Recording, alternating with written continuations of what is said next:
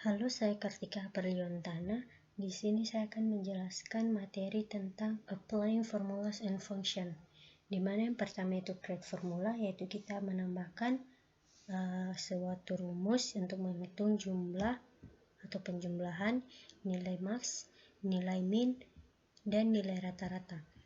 Untuk menghitung penjumlahan bisa melakukan dua cara, yaitu yang pertama melalui menu home dan yang kedua melalui menu formula. Untuk melalui menu home, kita pilih sel misalnya di baris ke-9, kemudian kita ke editing group lalu auto sum. Maka dia akan menjumlahkan nilai-nilai yang ada di baris ke-9. Untuk cara yang kedua, kita ke formula menu, kemudian di function library sini ada auto sum, ada make and trick, dan ada more function. Untuk menghitungnya kita bisa ke make and trick, kemudian kita cari kata sum.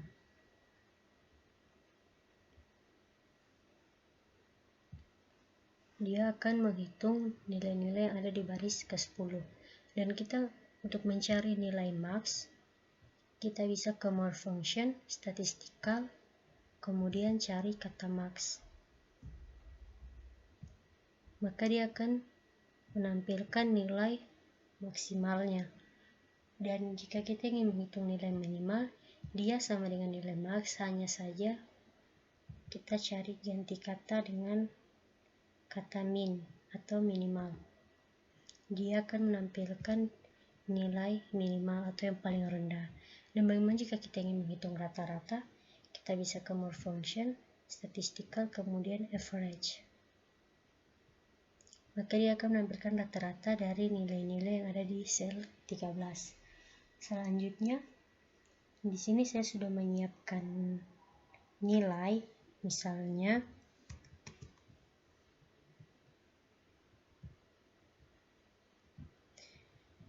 yang selanjutnya ini akan saya bahas, yaitu bagaimana menghitung atau mengoperasikan angka yang ada di dalam kurung terlebih dahulu. Dia akan didahulukan untuk menghitungnya.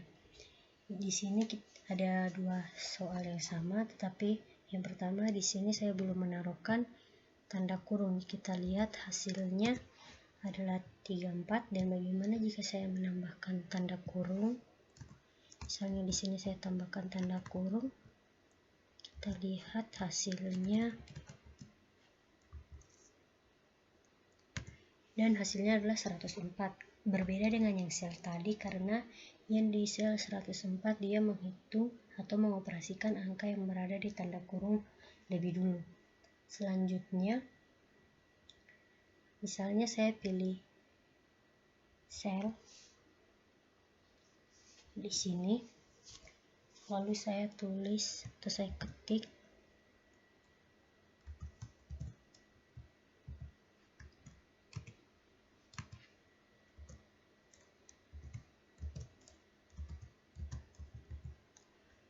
maka dia akan menampilkan angka atau nilai atau data yang ada di kolom K baris 13, yaitu 87.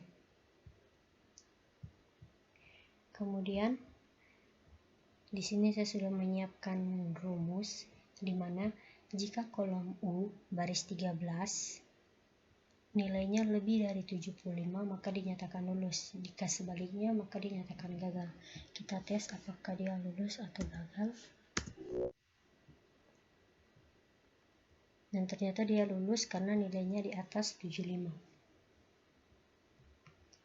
Selanjutnya, saya ingin mendefine nama atau memberikan nama di suatu sel.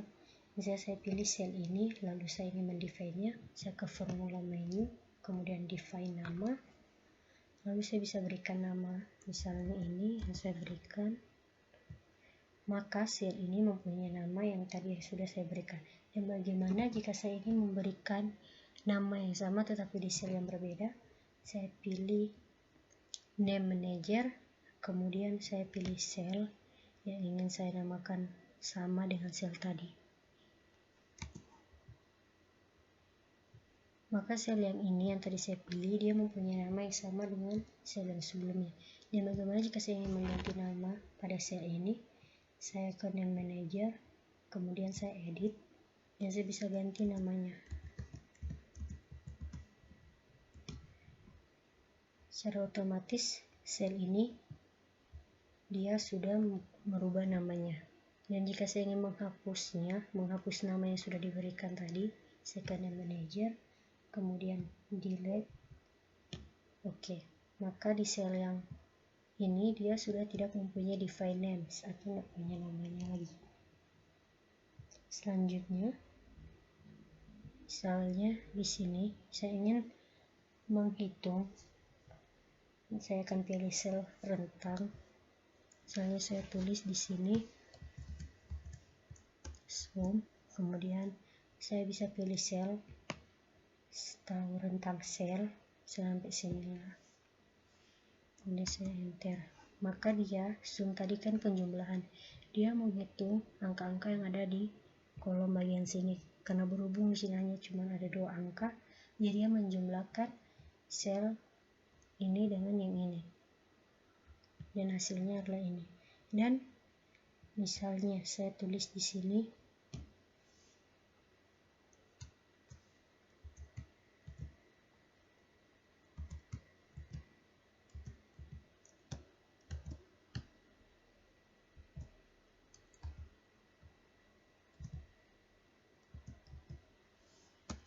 dan ternyata hasilnya ada value. Kemudian bagaimana jika saya menulis ulang tapi dia berbeda dengan yang tadi?